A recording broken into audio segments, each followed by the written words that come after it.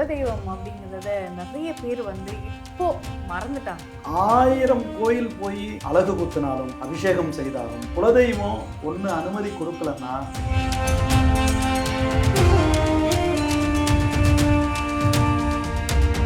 குலதெய்வம் இல்லாத ஒரு குடும்பம் குட்டிச்சவருன்னு கூட சொல்லலாம். ஏன் இதை சொல்ல வரேன்னா, இந்த குலதெய்வம் வந்து நம்மளுக்கு மட்டும் நினைக்கிறீங்களா? கட்டாயம்.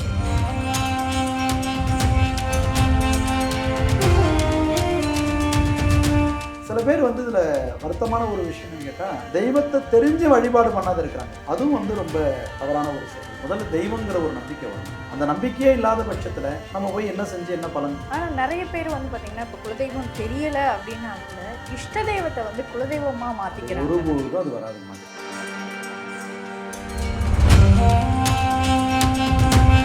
குலதெய்வமே தெரியாது, என்னுடைய பூர்வீகமே தெரியாதுங்கிறவங்களுக்கு பரமசிவன் தான் குலதெய்வம். விஷ்ணு கோத்திரமாக ஒருவேளை இருந்தா, விஷ்ணு கோத்திரங்கிறது ஒண்ணு கிடையாது, சிவகோத்திரங்கிறது ஒண்ணு கிடையாது.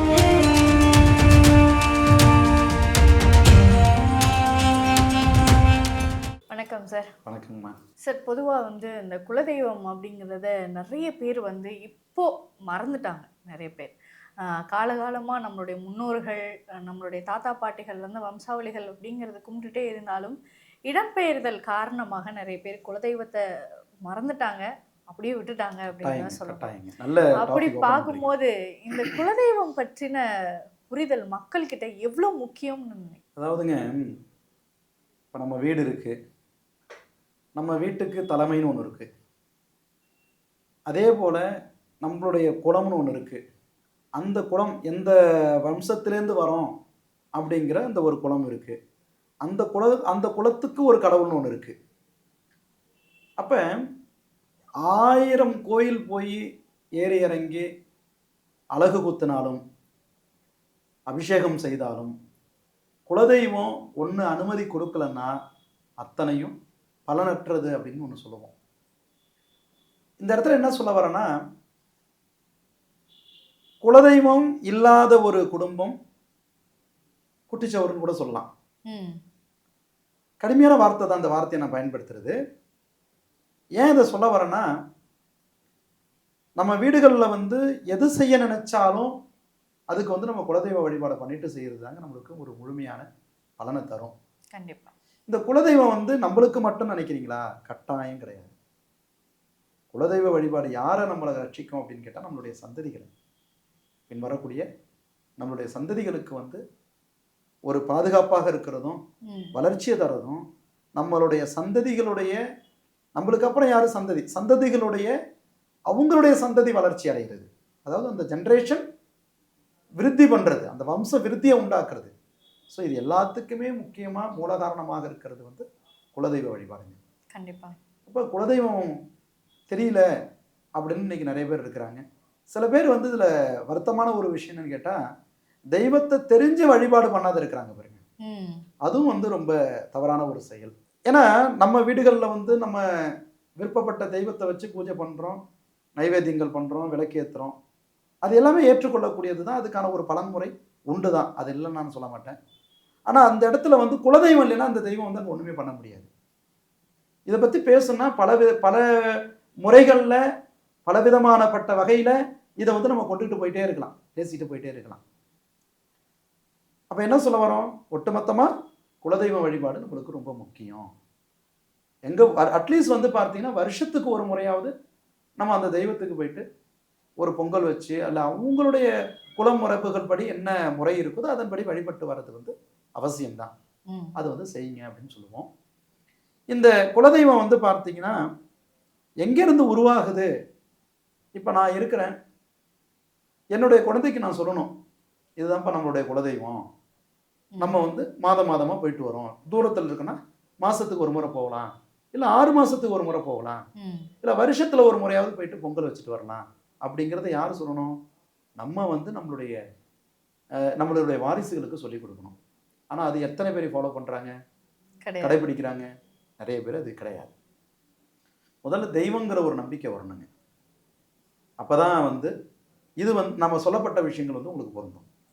அந்த நம்பிக்கையே இல்லாத பட்சத்தில் நம்ம போய் என்ன செஞ்சு என்ன பலன்? தெய்வம் எங்கே இருக்குது அப்படிங்கிற ஒரு எதிர்மறை ஆற்றல், எதிர்மறை சிந்தனையை கொண்டு போகும்போது அந்த கோயிலுக்கு போகிறதும் நம்மளுக்கு பலன் இல்லாதது தான். ஆனா நிறைய பேர் வந்து பாத்தீங்கன்னா இப்ப குலதெய்வம் தெரியல அப்படின்னா கூட இஷ்ட தெய்வத்தை வந்து குலதெய்வமா அது மாத்திக்கிறாங்க. ஒருபொழுதும் அது வராதுங்கம்மா. அது ம். அது எல்லாமே சுத்தமான தவறான ஒரு கருத்து. குலதெய்வங்கிறது வேற, நம்மளுடைய வம்சம், எந்த வம்சத்துலேருந்து வந்தோம் அப்படிங்கிறது ஒன்று இருக்கு. அப்போ இந்த குலதெய்வமே தெரியலங்கிறவங்களுக்கு இன்னொரு தீர்வுகள் இருக்கு. அது நம்ம நிறைய பேர் வராங்கல்ல, கண்டிப்பா. இப்போ நம்மள்ட்ட வரும்பொழுது எனக்கு குலதெய்வத்தை பற்றி தெரிஞ்சுக்கணுங்க ம். அப்படின்னு வரும்பொழுது அவங்களுடைய 5வது காண்டத்தை எடுத்து பார்த்தோம்னா அவங்களுடைய பூர்வீகம் தானே அது. 5வது இடங்கிறது எதை சொல்கிறோம்? அவங்களுடைய பூர்வீகம் பூர்வீகம். சொல்கிறோம். அந்த பூர்வீகத்திலிருந்து அவங்களுடைய முன்னோர்கள் எந்த திசையை நோக்கி எந்த தெய்வத்தை வணங்கியிருக்கிறாங்க அப்படிங்கிறத நம்ம எடுத்து கொடுத்துருக்கோம். ம். அது வந்து அவங்களுடைய முன்னோர்கள் வழிபட்டதுனால, அதுக்கப்புறம் அவங்களுடைய தாய் தந்தையார் வழிபட்டு, அடுத்தது இன்னைக்கு இந்த ஜென்ரேஷன் 3வது தலைமுறை 4வது தலைமுறை வரவங்களுக்கு அந்த குலதெய்வத்தை நம்ம எடுத்து கொடுத்துருக்கோம். குலதெய்வமே தெரியாது, என்னுடைய பூர்வீகமே தெரியாதுங்கிறவங்களுக்கு பரமசிவன் தான் குலதெய்வம். கண்டிப்பா. நல்லா புரிஞ்சுக்கணுங்க. இதை எப்படி நான் சொல்கிறேங்கிறது நீங்கள் வந்து எப்படி சிவன் வந்து குலதெய்வம் ஆகும்னு நினைப்பீங்க. அதாவது நம்ம இன்னைக்கு இந்த இந்தியா நாடு இருக்குன்னு வச்சுக்கிங்களேன். நம்ம இந்திய நாட்டினுடைய தலைமைங்கிறது யாரை சொல்லுவோம்? இந்த நாட்டை ஆண்டு கொண்டு இருக்கக்கூடியவங்க. ம். அந்த அவங்களுக்கு கீழே வந்து ஒவ்வொரு பிரதிநிதிகள் இருக்காங்க, ஒவ்வொரு பொறுப்புகள் இருக்காங்க. அதே போல படைக்கக்கூடிய கடவுள் பிரம்மாவாக சொல்லப்பட்டாலும், காக்கும் கடவுள் விஷ்ணு அலங்கார பிரியன். அதே மாதிரி வந்து பார்த்தீங்கன்னா அழிக்கும் கடவுள் சிவன். சிவபெருமானை சொல்கிறோம். அப்போ இந்த 3 தெய்வமும் ஒன்று சேரப்பட்டது தாங்க உண்மையான கருத்து. ம். நம்ம தான் நினைக்கிறோம், நான் வந்து விஷ்ணு கும்பிடக்கூடிய நான் வந்து சிவனை கும்பிடக்கூடிய அப்படின்னு நம்ம பிரிச்சுக்கிறோம். கண்டிப்பா. என்னுடைய அனுபவத்தில் நாடி ஜோதிடத்தில் சொல்லப்பட்ட கருத்து எல்லாத்துக்கும் மூலம் அப்படிங்கிறது வந்து சிவன் தான். ஓகே. அவரே வந்து என்ன சொல்கிறார்? அவரே வந்து பார்த்தீங்கன்னா அகம் பிரம்மாசனம். ஓகே. அப்போ என்ன சொல்கிறாருன்னா, அதாவது வந்து அவருடைய நாடியில் வந்து இந்த பஞ்சாட்சரம்னு ஒன்று சொல்லிடுறாங்க. மந்திர ஸ்வரூபமாக இருக்கக்கூடிய கடவுள் அப்படின்னு சொன்னாலும் சிவபெருமானை சொல்கிறோம். எல்லா மந்திரங்களுக்கும் மூலமே அவர் தான். எத்தனையோ மந்திரங்கள் இருக்கலாம். இப்போ வந்து மந்திரத்தை பற்றி சொல்லும் பொழுது இருக்கிற மந்திரத்தில் ரொம்பவும் பிரசித்தி பெற்ற ஒரு மந்திரம், ரொம்ப பவர்ஃபுல்லான ஒரு மந்திரம் அப்படின்னு எடுத்துட்டா சத்ரு சம்ஹாரம்னு சொல்கிறோம். சத்ரு சம்ஹார திருசதி.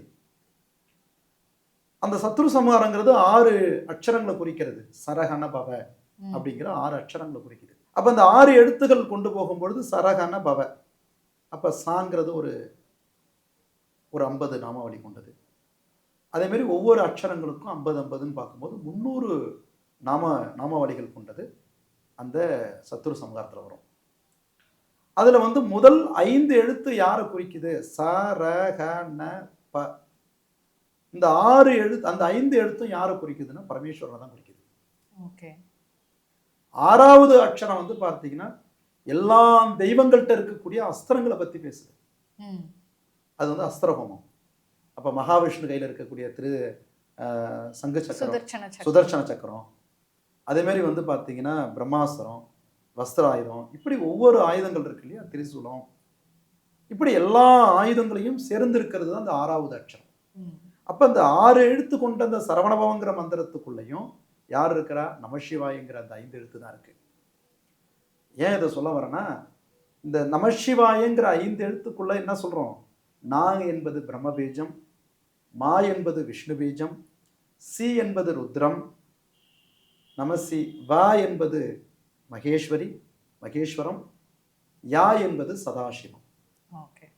இது வந்து ரொம்ப சூட்சமமான ஒரு விதிங்க. அது அதில் ஒவ்வொன்றுலையும் ஒவ்வொரு பிரபஞ்சத்தை பற்றி பேசுவாங்க. கண்டிப்பா. அப்போ வந்து ஆகாசம், நிலம், காற்று, வாயு அப்படிங்கிற ஒரு விஷயங்கள்லாம் அதில் சூட்சமங்கள் இருக்கு. அப்போ அந்த பிரபஞ்சமே எதில் கட்டுப்பட்டிருக்கு? நமசிவாயங்கிற அந்த 5 எழுத்துக்குள்ள தான் கட்டுப்பட்டிருக்கு. இப்போ நிறைய பேருக்கு இந்த ஒரு கேள்வி வந்து தோன்றும் அப்படின்னு நினைக்கிறேன். இப்போ நீங்க இது குலதெய்வம் தெரியாதவங்களுக்கு வந்து சிவனை வந்து வழிபடுற குலதெய்வமாக எடுத்துக்கலாம். அதுதான் நான் சொல்ல வரேங்க. இப்ப அந்த பிரபஞ்சமே வந்து விஷ்ணு கோத்திரமாக ஒருவேளை இருந்தா, விஷ்ணு கோத்திரங்கிறதும் ஒண்ணு கிடையாது, சிவகோத்திரங்கிறதும் ஒண்ணு கிடையாது. அது நம்மளா கோத்திரம் தெரியாதவங்களை உருவாக்கிக்கிட்டது தான் கோத்திரம். விஷ்ணு கோத்திரம், சிவகோத்திரங்கிறது அப்படிங்கிற ஒரு கோத்திரமே கிடையாதுங்கிறது தான் உண்மையான கருத்து. ஓகே. தெரியல, நான் எந்த வம்சத்துல வந்திருக்கேங்கிறது தெரியல. முதல்ல நம்ம எந்த வம்சத்துல வந்திருக்கோங்கிறது, எந்த ரிஷிகள் வழியில வந்திருக்கிறோம். இப்போ நான் வந்து அகஸ்திய மகரிஷி கோத்திரம். அப்போ என்னுடைய அகஸ்தியர் எனக்கு அது கோத்திரம் தெரியுது. ஒரு சில பேர் வந்து பார்த்தீங்கன்னா ஜம்பு மகரிஷி கோத்திரம் இருப்பாங்க. சில பேர் வந்து காஷிப மகரிஷி கோத்திரம் இருப்பாங்க. அந்த மகரிஷி அந்த வகையறாம்பாங்க. அந்த வழியில அந்த பரம்பரையில வந்ததுனால அவங்க அந்த கோத்திரத்தை பத்தி பேசுறோம். அவங்களுக்கும் குலதெய்வம் தெரியாது இருக்கு.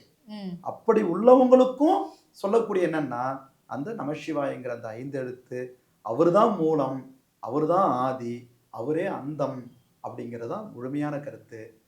குலதெய்வம் எனக்கு யாருமே தெரியலங்க அப்படின்னு வரும்போது நம்ம போய் சாஸ்தாங்கமா பரம்பொருளாகிய பரமேஸ்வரனை போய் சரணடையும் பொழுது கண்டிப்பா அந்த இடத்துல நம்மளுக்கு அனுகிரகம் ஓகே. இப்ப நிறைய பேர் வந்து குலதெய்வம் தெரியணும் அப்படிங்கிறதுக்காகவே நாடி பார்க்கிற வரவங்க எக்கச்சக்கமான பேர் இருக்காங்க. இருக்காங்க. இதுல ஒரு சிலருக்கு சரியான குலதெய்வம் அமைஞ்சிரும், ஒரு சிலருக்கு இல்ல இன்ன வரைக்கும் நாடியில நான் தேடி வந்து இல்ல. இல்ல அப்படி கிடையாதுங்க.